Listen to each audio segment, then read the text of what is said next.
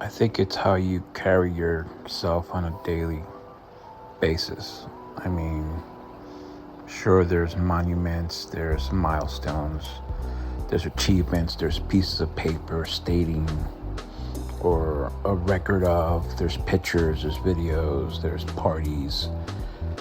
But to be able to wake up and go to bed and feel good and feel accomplished and feel like you've contributed towards something, someone, yourself, and just